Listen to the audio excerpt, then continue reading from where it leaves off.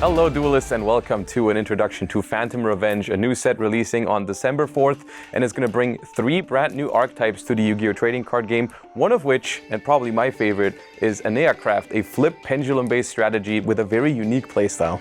We also get a really cool illusion deck called Hack-A-Hands that involves taking your opponent's monsters and using them as your own fusion materials. Speaking of cool archetypes, we also got Cool Tune, a synchro-based strategy that skips the non-tuner aspect of synchro summoning and just uses tuners, which is also very interesting. And of course, we've got some reprints, we've got collector's rares returning, we've got Starlights in the set, so a lot to look forward to. December 4th is the date for Phantom Revenge.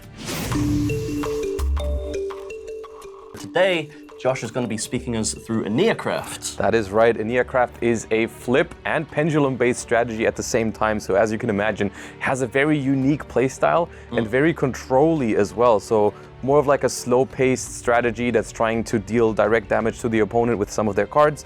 And in order to take a closer look at these cards, I'm going to talk you through some of the individual ones as well and some of their strategies.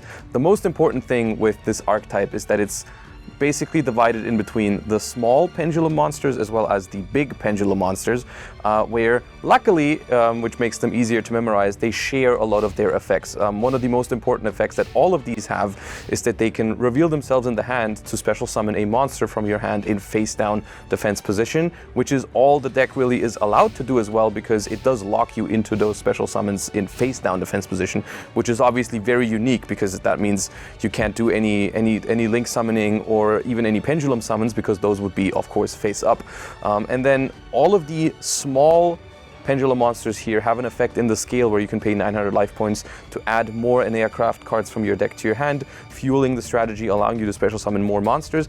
And then it's all about how do you flip these monsters face up during the opponent's turn, because they have quick effects that you can actually respond to your opponent with, which will then let you flip them face up, which normally the flip mechanic is of course relatively slow because you have to wait a turn until you can manually flip them up. In this case, they will have quick effects to flip themselves face up in specific scenarios, which is very cool. And next to the level 1 monsters, we have the level 9 light machine Enneacraft monsters, which all share a stat line as well: 3000 attack, 2500 defense, which of course is rather big compared to the 100 attack and 1000 defense of the level 1 monsters. Their effects in the pendulum zone include, at the end of the battle phase, you can target a monster your opponent controls with less attack than this card, destroy it. So that's how you can get some removal into this deck if you're trying to pick apart your opponent's field. And this is where we basically get into the point where all of the Enneacrafts are different from each other, because so far we've looked at some effects that they have in common, and that is the fact that they all have different flip effects to disrupt your opponent. And then, of course, they revolve around some spell cards as well.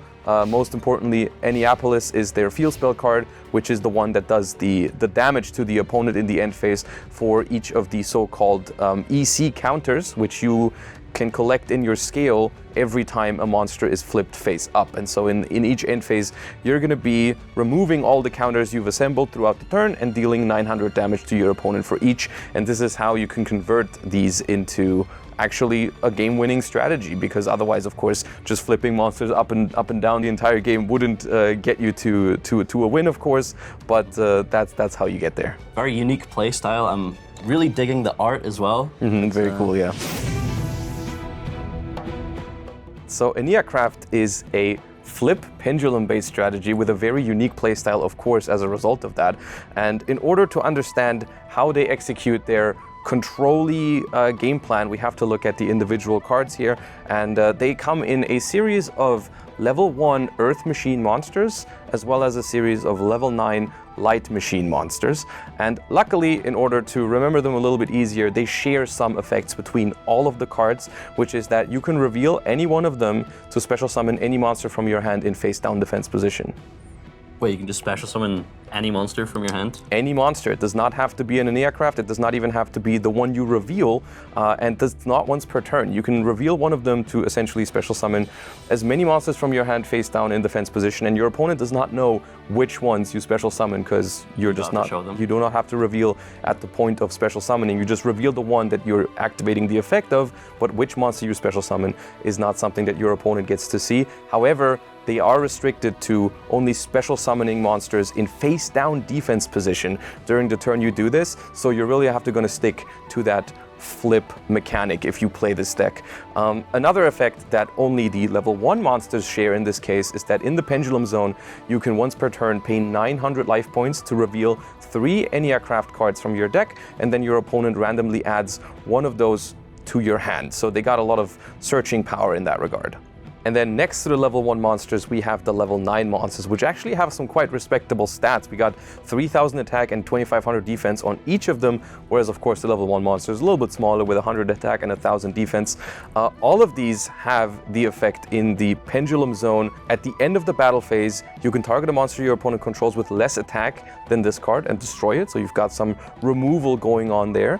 And of course, now we're getting into the differences between these, because of course some of them share the pendulum effects. Where they differ is on the flip effects. Each of them has a unique disruptive flip effect that you can do whenever they're flipped face up, and that is something that's going to be the way you stop your opponent from making their plays or try to disrupt what they're doing. And for example, we've got Enneacraft Atori Mar that changes all of your opponent's monsters to face down defense position, and they cannot change their battle positions if they're changed this way. Wow.